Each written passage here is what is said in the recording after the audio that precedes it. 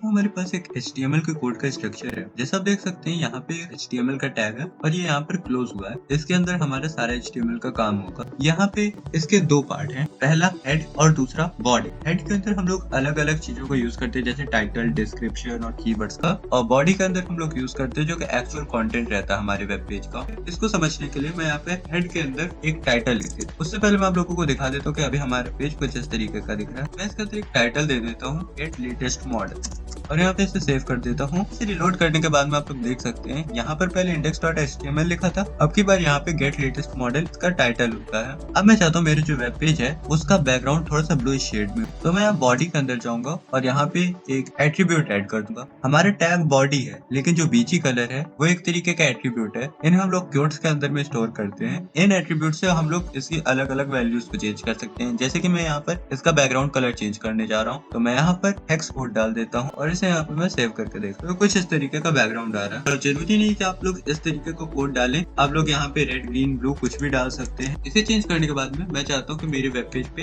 एक हेडिंग आए। तो हेडिंग के लिए हम लोग जो टैग यूज करते हैं वो होता है H, और उसके आगे आप लोग 6 तरीके के हेडिंग वाले टैग्स कर सकते हैं नंबर में। इनका साइज ऑफ फॉर्मेट अलग अलग होता है, तो फिर आप लोग इसमें हर एक को ट्राई करके देख सकते हैं। इसमें लिख देता हूँ गेट लेटेस्ट मॉडल, और अगर मैं इसे सेव कर दूं तो मेरे पास कुछ इस तरीके की स्क्रीन आएगी। इसे रिलोड करके देख लेते हैं। यहाँ पे मैंने हेडिंग तो डाल दी है, लेकिन अगर ये और भी अच्छा लगेगा इसके पीछे जो फॉन्ट वो भी चेंज हो जाए, तो इसलिए मैं यहाँ पे टाइप कर दूंगा फॉन्ट, और फिर इसका एक एट्रीब्यूट है फेस। इससे आप लोग फॉन्ट को चेंज कर सकते हैं। देख सकते हैं फॉन्ट चेंज हो चुकी है, बढ़िया लग रहा है। अब अगर मुझे इसमें और एट्रीब्यूट्स ऐड करने, जैसे कि मुझे अगर इसका कलर चेंज करना है, तो मैं यहाँ पे पहले सेमी कॉलन लगा दूंगा जिससे कि ये सेपरेट। फिर मैं यहाँ पे टाइप कर दूंगा कलर। कलर की ये वाली स्पेलिंग आप लोगों को लिखनी है और यहाँ पे इक्वल टू लगा, और कलर में मैं ये वाला कोड डाल देता हूँ, थोड़ा सा येलो शेड है, और इसका जो साइज है मैं वो रख देता हूँ 123 पिक्सल। यहाँ पे रिलोड करके देख लेते हैं, ये बहुत ही बढ़िया सा लग रहा है। अब मैं चाहता हूँ कि इसके नीचे में इमेज हो, और यहाँ पे टाइप कर दूंगा इमेज src, और src में मैं इमेज और जो मेरी फाइल है उसका मैं नाम डाल दूँ। तो जैसे मेरी फाइल का नाम है images.jpg, तो मैं यहाँ पर वो टाइप कर दूंगा और इसे यहाँ पे क्लोज कर दूँ। तो फिर आप लोग जैसा देख सकते हैं कि अगर मैंने जब इसे क्लोज करा तो फिर इसमें मुझे स्लैश लगा करके क्लोज करने की जरूरत नहीं पड़ रही है, क्योंकि एक नॉन कंटेनर टैग है। और फिर जिनमें आप लोगों को ऐसे क्लोज करने की जरूरत पड़ती है उन्हें हम लोग कंटेनर टैग कहते हैं। इसे यहाँ पे सेव करके देख लेते हैं कि अब कैसा लुक है। तो आप लोग देख सकते हैं ये इमेज इस तरीके से यहाँ पर आ चुकी है। इसमें हमें कुछ एडजस्टमेंट करने की जरूरत है, तो फिर उन्हें भी देख लेते हैं। मैंने यहाँ पे इसके अलग अलग वैल्यूज को चेंज कर दिया, जैसे कि हमारे पास एक ऐसा लुक आ रहा है। ये थोड़ा सा कुछ ज्यादा जूम है,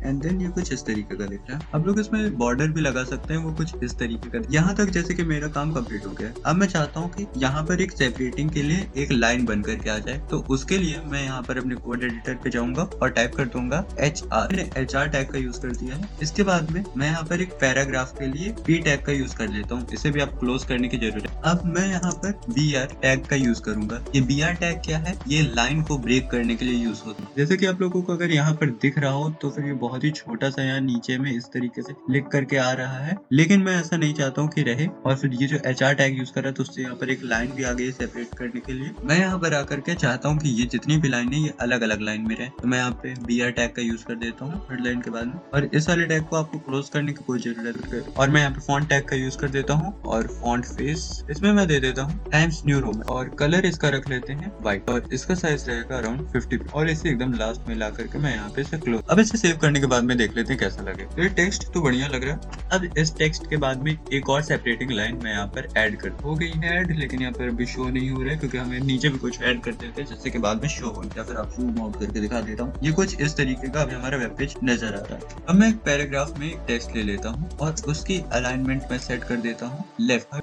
इसके अंदर में मैं लिख देता हूँ अफोर्डेबल, और मैं चाहता हूँ ये जो हमारे टेक्स्ट है ये थोड़ा सा बोल्ड में आए। तो बोल्ड करने के लिए मैं यहाँ पर B टैग का यूज करते हैं। इसे सेव करके देख लेते हैं कैसा लगा। देख सकते हैं जो टेक्स्ट है वो तो आ गया, लेकिन ये काफी ज्यादा छोटा लग रहा है। यहाँ पर हम लोगों ने जैसे जैसे फॉर्मेटिंग करी थी वैसा वैसा यहाँ पर भी रहे, तो इसलिए मैं यहाँ पर इसे ना क्लोज करके एकदम लास्ट में यहाँ पर क्लोज कर दूँ। एंड लेट्स सी कि अब ये कैसा लग रहा है। अब देख सकते हैं बोल्ड में हमारे दिखा रहा है टेक्स्ट। इसी के साथ साथ मैं आप लोगों को और भी तरीके के टेक्स्ट को फॉर्मेट करने का ऑप्शंस को दिखा देता हूं, जैसे कि बोल्ड के साथ साथ इटैलिक, और फिर अलाइनमेंट सेंटर कर देते हैं, और फिर यहाँ पे मैं पोर्टेबल डाल देता हूँ, और फिर यहाँ पर मैं यू डाल देता हूँ अंडरलाइन के लिए, और इस अलाइनमेंट को मैं सेट कर देता हूँ राइट, और उसी के अकॉर्डिंग आप लोगों को इस टैग को क्लोज भी कर देना है। अब देख लेते हैं कि ये किस तरीके का लगे। अब आप लोग देख सकते हैं कि ये कितना बढ़िया तरीके से हमारा वेब पेज लग रहा है। हालांकि इसमें कुछ चेंजेस की जरूरत पड़ सकती है, लेकिन अभी के लिए इतना काफी। यहाँ पर मैं एक और लाइन को ऐड कर देता हूँ इस HR टैग की मदद से, तो ये सेपरेट हो जाए। अब बात कर लेते हैं लिस्ट। तो फिर लिस्ट क्या होती है? तो लिस्ट को ऐड करने के लिए आप लोग इस टैग का यूज कर सकते हैं UL। UL क्या होता है?